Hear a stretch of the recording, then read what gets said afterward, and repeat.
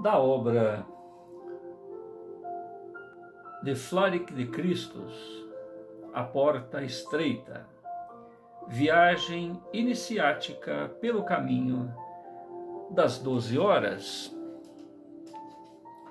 Quinta hora. Não foi nada fácil para Fábio experienciar o novo ensino, a disciplina. Forças contrárias tentaram desviá-lo da rota a todo momento.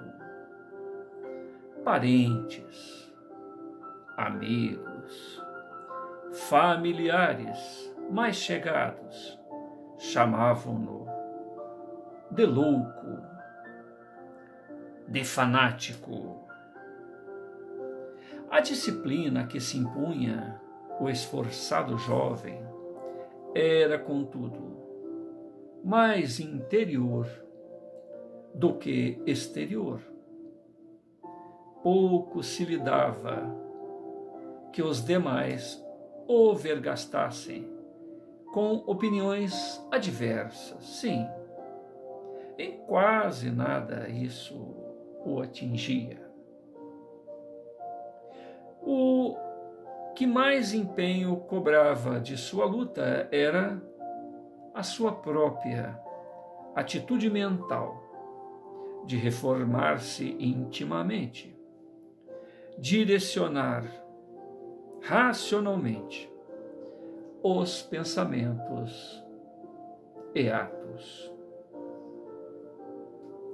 Quando o sol retornou, depois de uma noite extremada de meditações profundas, iluminando o espírito de Fábio, este pôde sentir a satisfação de ter entendido o que é realmente a disciplina da alma. Lá no jardim, às 6 horas, veríamos de novo o jovem sentado, tentando irmanar-se mentalmente ao fluxo de alegria da natureza.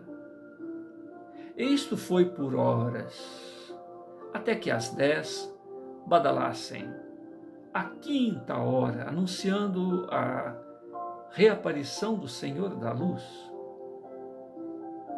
Eis o Mestre a saudá-lo e instruí-lo ainda. Meus cumprimentos, jovem amigo. Ao cabresto da disciplina, tentaste domar a tua alma inquieta, e vejo que fizeste progresso. Por milhões de anos, teu pensar vagou incerto.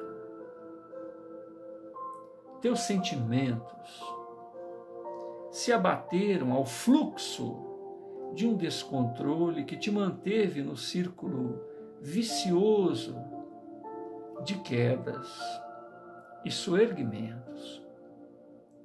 Eis, pois, que exercitando a disciplina no teu eu, podes romper este círculo, podes criar por ele outros círculos mais abrangentes.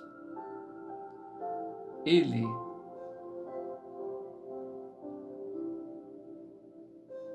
mais libertos da barreira da ignorância, mais dinâmicos pelo domínio de forças mais sutis e mais poderosas. Entretanto, ainda vejo no teu espírito as escórias atávicas que te seguram um tanto os voos mais altos e sustidos pela disciplina. Vejo-te a um passo de recair no círculo das dispersões no barro fétido das paixões. É tudo a reação dos instintos multimilenares. É tudo a força persistente da materialidade. Necessitas cimentar tua plataforma de disciplina com ingredientes que já conheces: a fé, a persistência, a paciência. Disciplinando estes 3 fatores, contarás com a emergência de outro fator de suma importância: a serenidade. Sim, aprendiz, o cultivo da serenidade levar-te-á ao controle da fé, ao direcionamento da persistência, à sublimação da paciência, à viabilização da disciplina. Sim, bondoso e sábio mestre, bem entendo o que dizes. A serenidade é aquela brisa leve que virá a aliviar o calor da agitação, a febre dos apaixonados. Porém, duvido ainda de sua eficácia. Há momentos em que as forças universais nos cobram a cada saída, a cada nova ou cada nossa saída rápida. Há momentos em que as forças universais nos cobram a nossa saída rápida desse reino mirífico da serenidade. E como ser sereno num mundo de tanta inquietude? Bem notas, caro jovem, que as virtudes da perfeição, nas suas fases de exercício, não caminham por um mar de rosas. É preciso muita aplicação, muito labor, para que as falhas sejam logo enxergadas e não se desviem por demais do caminho. A dúvida que levantaste é própria do teu estágio em torno da disciplina, abraçando sempre a mansuetude de coração, dispondo-te sempre a ficar receptivo e entender as várias faces das coisas, dos homens, das ideias. Aí te mostras dignos da serenidade, e ela, a serenidade, saberá recompensar-te com a glória da paz de espírito. Tal foi o aprendizado dessa quinta hora, na serenidade do parque. Fábio ficou a meditar ainda, olvidando até a necessidade de se alimentar. Foi lá pelas 17 horas que ele se ergueu e se dirigiu à sua casa. Recebeu todos os impropérios e a indignação dos familiares, dos amigos que aguardavam-no há horas, mas encarou tudo como o grande exercício da serenidade. Vou ler só um pedacinho de novo. Abraçando sempre a mansuetude do coração, dispondo-te sempre a ficar receptivo e entender as várias faces das coisas, homens, ideias. Aí te mostras dignos da serenidade e ela saberá recompensar-te com a glória da paz de espírito.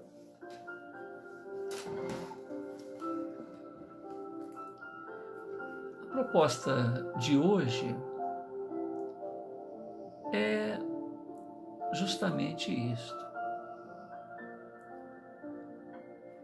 Entender a importância da disciplina, que geralmente exige austeridade. A disciplina é austeridade. Você tem compromisso com determinadas situações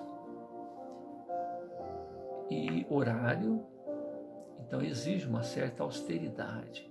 Uma austeridade que nos coloca muitas das vezes de uma maneira irritadiça, tentando honrar todos os compromissos, horários e pessoas. Mas nesta viagem iniciática pelo caminho das 12 horas, na quinta hora, Flaric de Christus apresenta um elemento que corrobora com a disciplina, que é a chamada serenidade. Então, o que é a serenidade? A serenidade é a capacidade de se ver as várias faces de uma determinada situação. Imaginemos a época de Jesus, aonde judeus desviavam-se do caminho dos chamados nazarenos. Nazareno era um indivíduo que nem deveria existir na visão dos judeus, porque eles representavam o lado impuro dos judeus. E numa determinada viagem de Jesus, numa determinada caminhada dele, ele justamente procura o chamado Poço de Jacó. E chegando ali, ele mais os 12, ele avisa para os discípulos que eles deveriam sair para procurar alimentos. Então cada um sai, Então veja bem, tinha 13 pessoas e dessas 13 ficou Jesus e os 12 discípulos saíram para procurar alimento. E ele se sentou ali à beira do Poço de Jacó, até que aparece uma moça, uma senhora daquela cidade, e ele, olhando para ela, disse: eu tenho sede, dá-me de beber. E ela diz que ela é nazarena, que ele é judeu e que o protocolo é o judeu não conversar com o nazareno. Ele inverte a situação e diz para ela que se ela atendesse ele tem a água que saciaria a sede dela, no sentido de que ela não precisaria mais ter sede, E o diálogo vai se desenvolvendo e ele comenta sobre a vida pessoal dela, fala: eu vejo que o senhor é profeta, o senhor está sabendo que eu tive 5 maridos e atualmente eu estou andando com um homem que sequer é meu marido, Ou seja, está num relacionamento extraconjugal com alguém. E desse diálogo, ela procura as pessoas lá na cidade, onde ela mora, e comenta que ela encontrou o Messias, que ele estava por ali, e esses nazarenos saem de lá e vêm conversar com Jesus, e ali se estabelece uma nova oportunidade de diálogo, porque Jesus precisava ir naquela cidade e usou esse momento, né? Ele sabia que essa mulher, naquele horário, estaria ali. E seria interessante os discípulos não estarem ali, porque eles eram radicais, né? Como todo judeu, certamente não aceitaria a presença daquela mulher perto deles. Enfim, olha, quando a gente fala que a serenidade aproveita as diversas faces da situação. Então Jesus utilizou esse encontro com uma mulher de Nazaré, que dentro do protocolo dos judeus, Jesus era judeu, não seria possível um diálogo. E não só ele consegue conversar com ela, usando esse artifício, como quando os discípulos chegam, essa senhora já havia saído e já volta com aquele monte de gente. Então está ali os discípulos e um grupo de nazarenos muito grande. A partir daquele diálogo que ela teve com ele, ela chega emocionada, fala com eles que o Messias está ali e tal. Enfim, ele consegue abrir um espaço para conversar com um grupo de pessoas que estava lá. Em momento algum seria possível os próprios discípulos dele, porque eram judeus, eles foram doutrinados, vamos dizer assim, para ter uma aversão dos nazarenos. E Jesus precisava levar a sua mensagem ali. Em um outro momento, Jesus conversa com o chamado endemoniado gadareno, um indivíduo que andava pelos cemitérios nus e tal.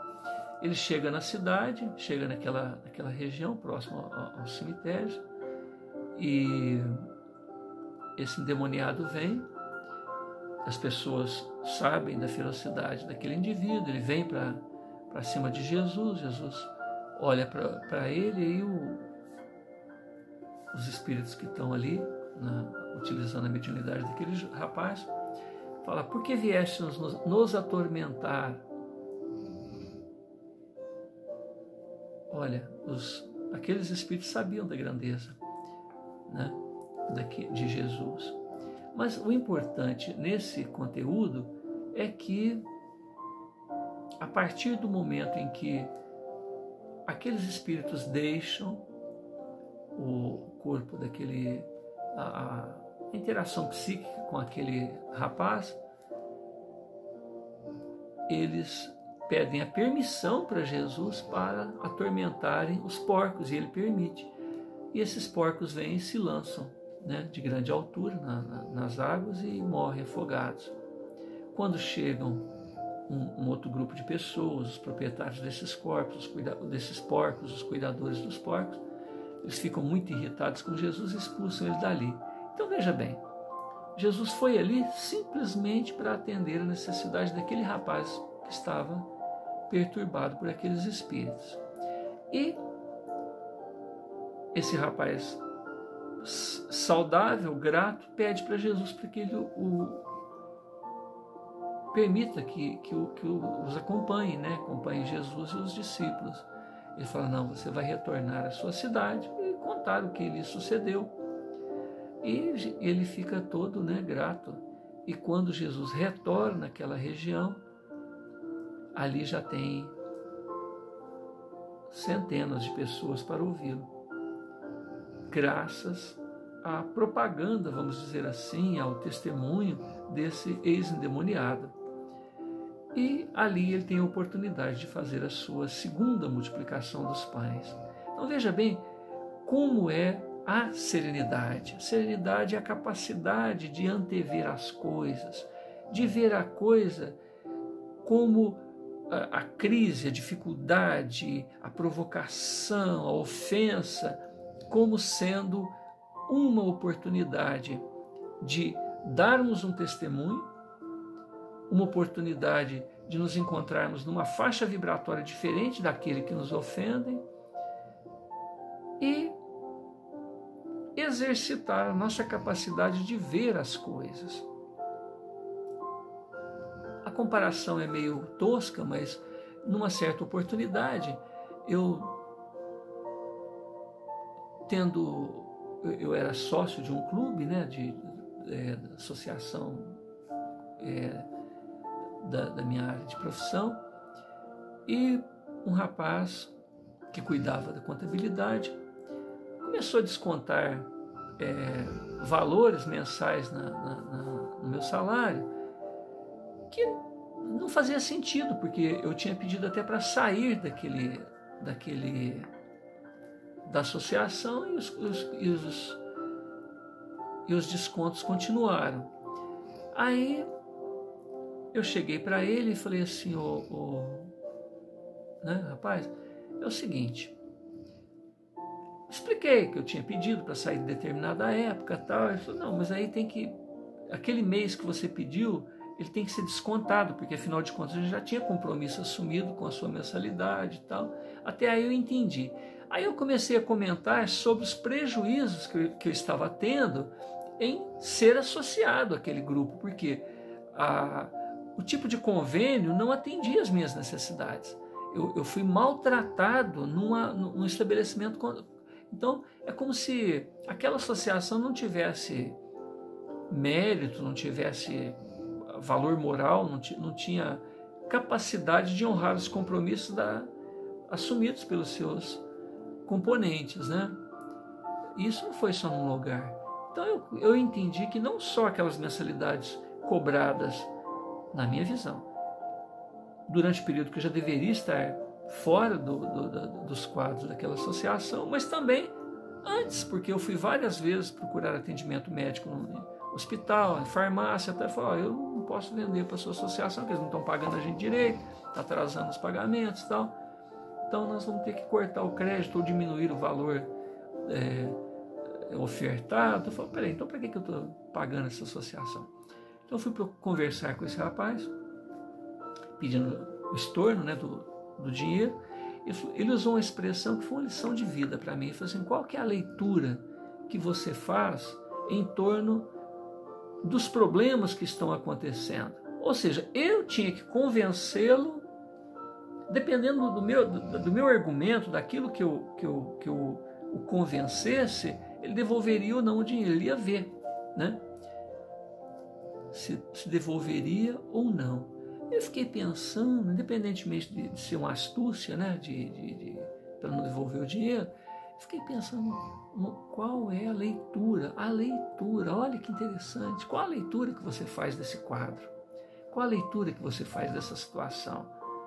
Qual é a sua capacidade de ser um alfabetizado funcional? Porque nós temos os indivíduos alfabetizados e os alfabetizados funcionais. É um indivíduo que é capaz de ler o manual e entender o que o manual diz. As entrelinhas daquilo. Se a gente for estudar história, você vai ver que a história, da maneira literal com que é contada, ela é contada de acordo com o interesse dos governantes. Quem conta a história é um governado, é um indivíduo que tem um estudo, uma capacidade, tem o conhecimento dos fatos cronológicos que aconteceram naquela época e épocas anteriores, que podem até fazer uma prospecção, né? Mas que é uma leitura pessoal. E essa leitura pessoal, muitas das vezes, não pode diferir daquela que os governantes aceitam, porque senão aquela obra ela é embargada, é criado empecilhos legais. Se fosse a gente falar de aspecto religioso, o indivíduo ia até para a fogueira. As obras entravam até um livro de proibição, né, de determinada produção literária. Então, olha que coisa interessante. Não importa se a barreira é filosófica, é religiosa, é científica, né? No aspecto científico, se você apresenta a cura para uma determinada doença, existem interesses financeiros em grupos que vivem daquele legume, que vive da doença. Existem laboratórios, médicos, que querem viver com a facilidade da doença. Já está tudo estabelecido. Agora, vamos falar em ciência, tecnologia.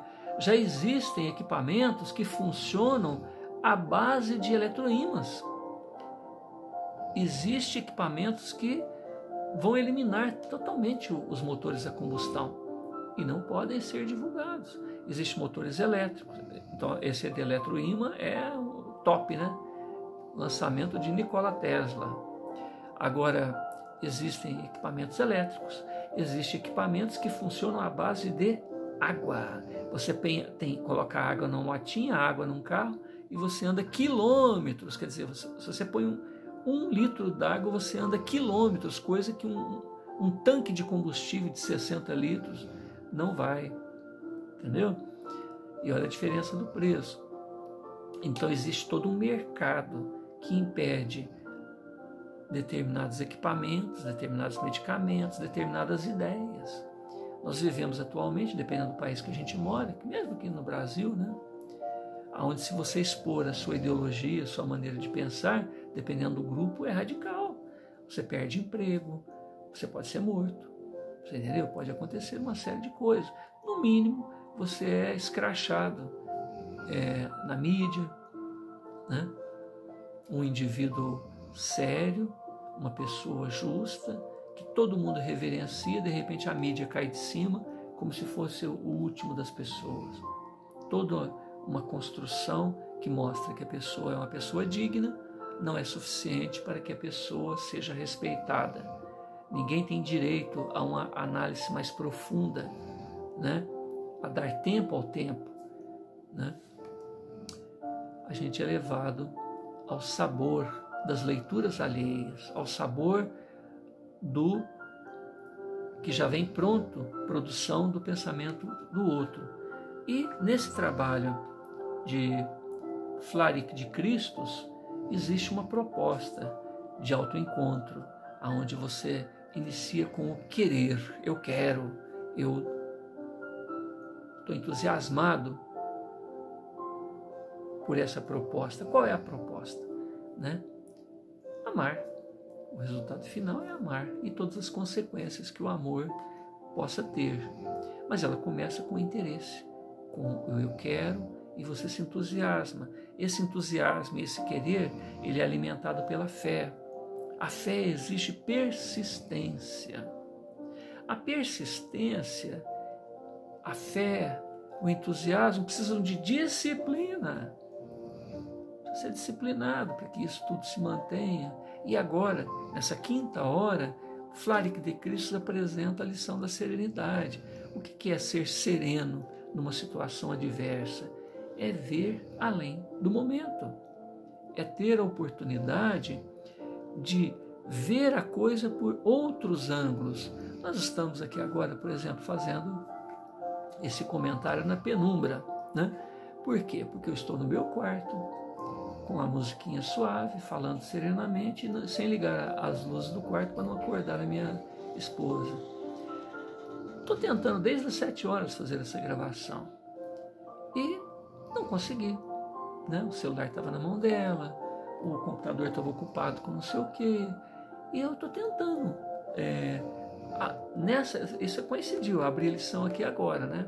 Inclusive eu estou relendo essa lição. Estou tentando aplicar Poxa, pela minha disciplina, essa reunião deveria ocorrer às 7 horas da noite. Eu deveria estar fazendo essa gravação às 7 da noite. Esperei meus netos irem embora durante o dia. Conversei calmamente, serenamente com todo mundo, de boa. Poderia ter feito durante o dia essa gravação.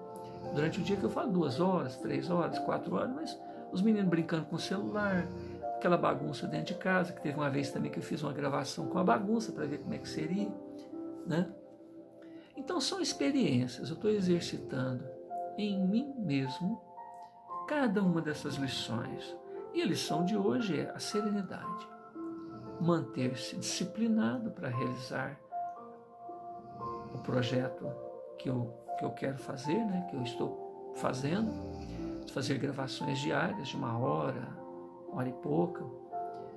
E